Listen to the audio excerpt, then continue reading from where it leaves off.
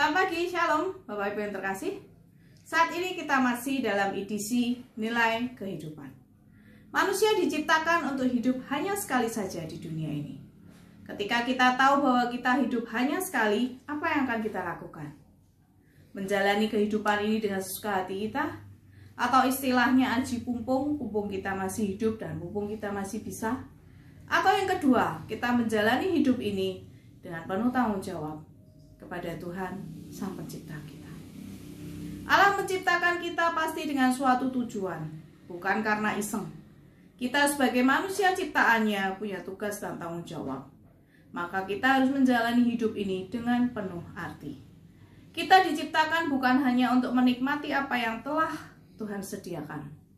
Tapi terlebih dari itu, tugas kita adalah harus membangun hidup kita dan membuat agar hidup kita dapat menjadi berkat. Berkat di sini bukan hanya berbicara mengenai masalah keuangan, tetapi menjadi berkat dalam arti yang sesungguhnya. Hidup kita bisa menjadi berkat bagi banyak orang.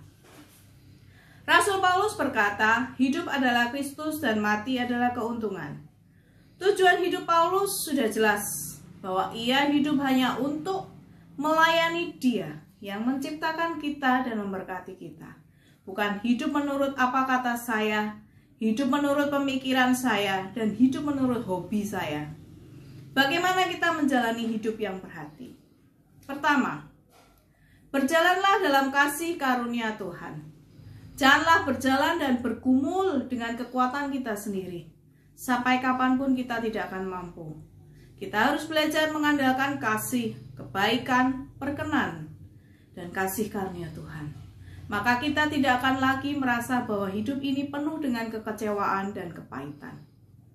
Yang kedua, belajar mengenal tujuan dan tugas yang Tuhan berikan untuk kita lakukan. Ambil lebih banyak waktu di bawah kaki Tuhan, agar kita lebih tahu apa yang Tuhan ingin kita lakukan.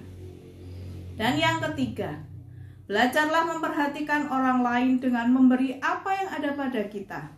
Sekalipun hanya telinga untuk mendengar, itu cukup untuk menjadi berkat bagi orang lain. Ketika kita dapat belajar untuk melakukan itu semua, maka kita akan dapat meninggalkan warisan yang baik dan berharga, yang dapat menjadikan hidup kita penuh arti. Tuhan memberkati.